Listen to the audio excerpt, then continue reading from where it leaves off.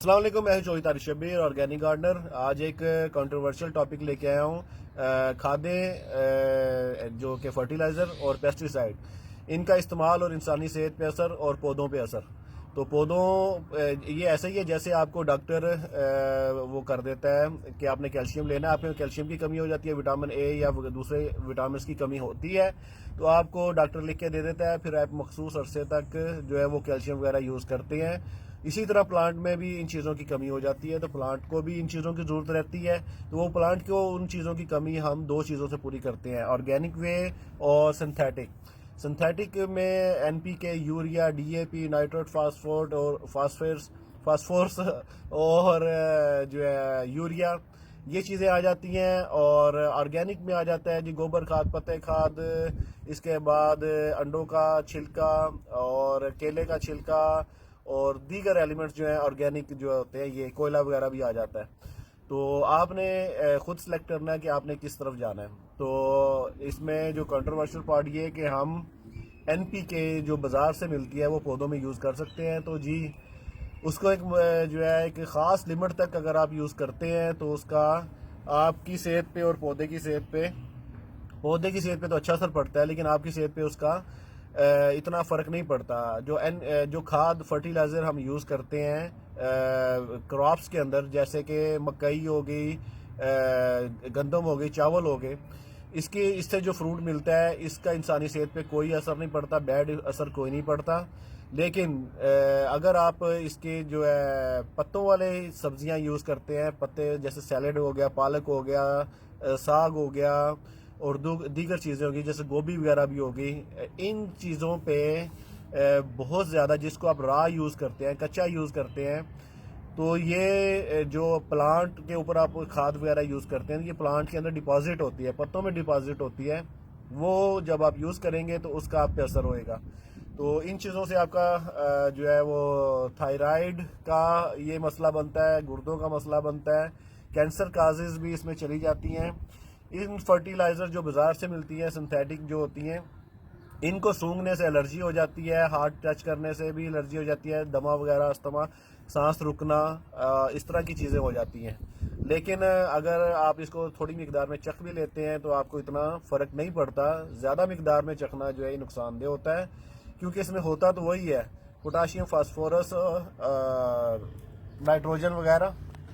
जी जो बाज़ार से जो हमें वो मिलती हैं, खादें मिलती हैं, उसमें होता क्या है कि या तो वो उनका बनाने का जो बेसिक इंग्रेडिएंट है वो नेचर होता है, या फिर होते हैं सिंथेटिक।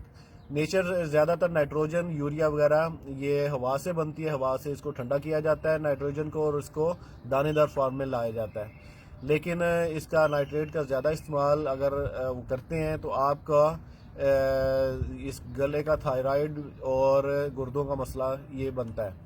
तो लेकिन जितनी मिकदार में आप प्लांट पे यूज़ करते हैं इतना कोई इसका ख़ास असर नहीं होता। जबकि डीएपी, इसमें ख़ास किस्म का ऑयल मिलाया जाता है इसके ऊपर, जो कि ज़मीन में जज़ब नहीं हो सकता। ज़मीन में उसकी जो है वो सतह को ख़राब कर देता है, पीएच को ख़राब कर देता है।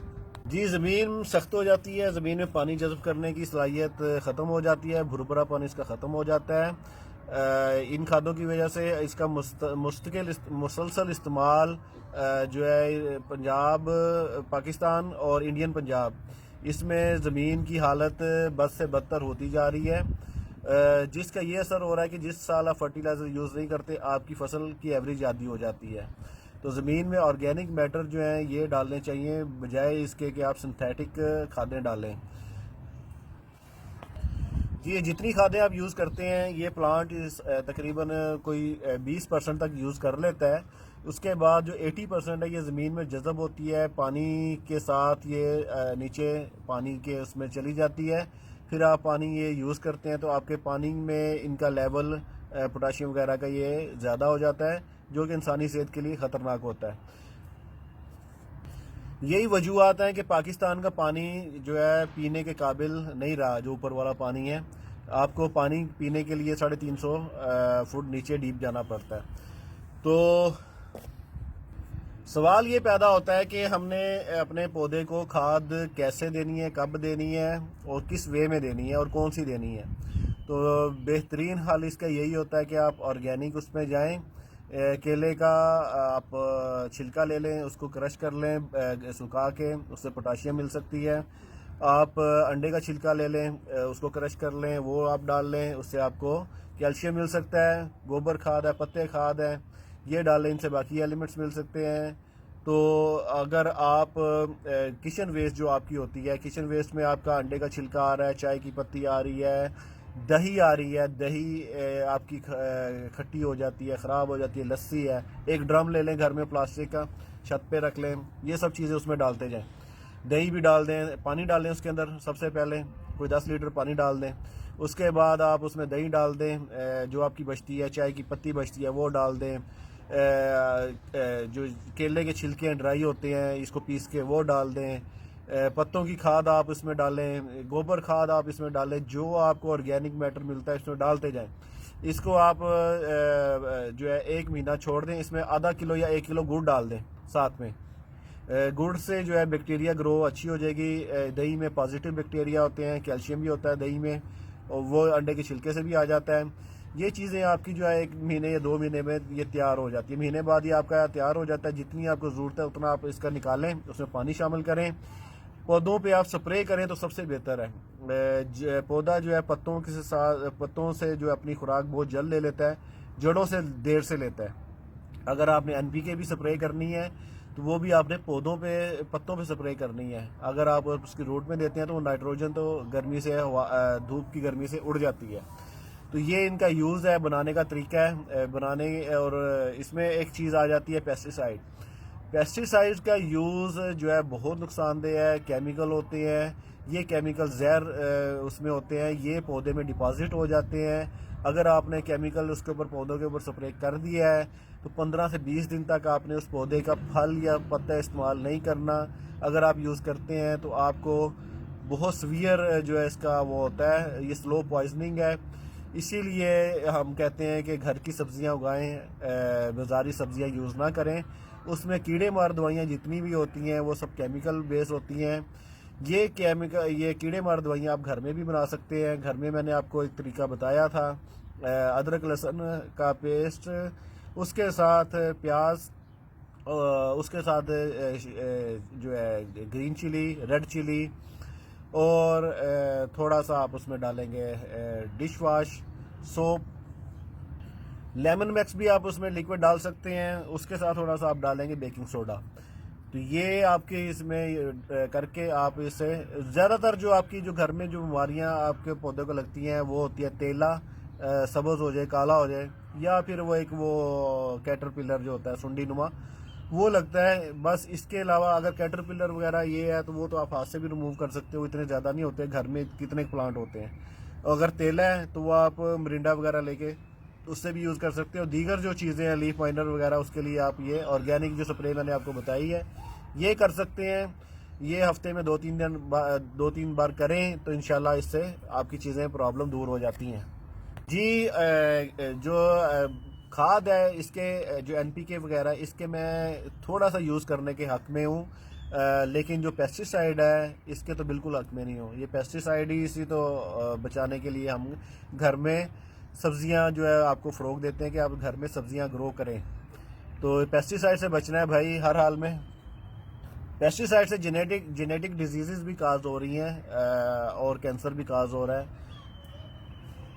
मज़े की बात यह है कि मैं अपने घर की सब्जियों में ना तो पेस्टिसाइड यानी कोई ऑर्गेनिक चीज़ यूज़ करता हूँ। ऑर्गेनिक जो मैंने आपको ये बना के दिखाया है, पेस्टिसाइड ये भी यूज़ नहीं करता, ना इनमें मैं कोई खाद डालता हूँ। मैं सिर्फ इसकी जो है मिट्टी अच्छी बना लेता हूँ।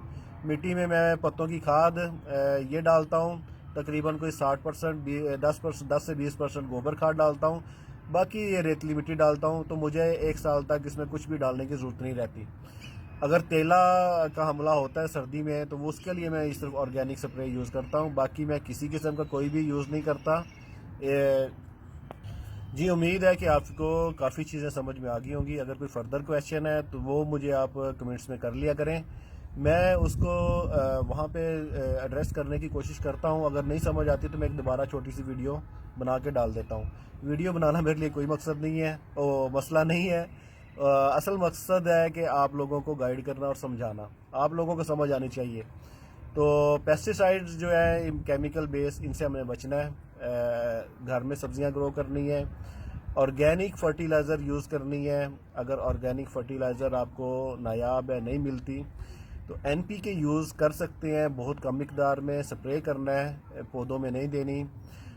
स्प्रे आपने पत्तों वाले जो सब्जियां हैं, सैलड वगैरह, पालक है, सरसों का साग है, या और कोई चीज़ें पत्तों की जो आप यूज़ करते हैं, यूज़ करते हैं, उस पर कभी भी यूज़ नहीं करना। अगर आपने यूज़ कर लिया है तो 15 से 20 दिन बाद आपने वो चीज़ यूज़ करनी है। 15 से 20 दिन तक इसका असर रहता है पौधों में। तो इस चीज़ को आपने देख के वो करना है। अगर आप अपनी किचन वेस्ट से जो है फर्टिलाइज़र बनाएं तो बहुत अच्छी बात है। इतना हम वेस्ट कूड़े में फेंकते हैं, एक ड्रम लेके आप ये सब चीज़ें उसमें डालते जाएं तो आपकी बहुत अच्छी खाद इस्तेमाल बन सकती है। तो नेक्स्ट वीडियो के लिए इंतज़ार करें। अल्लाह हाफिज़।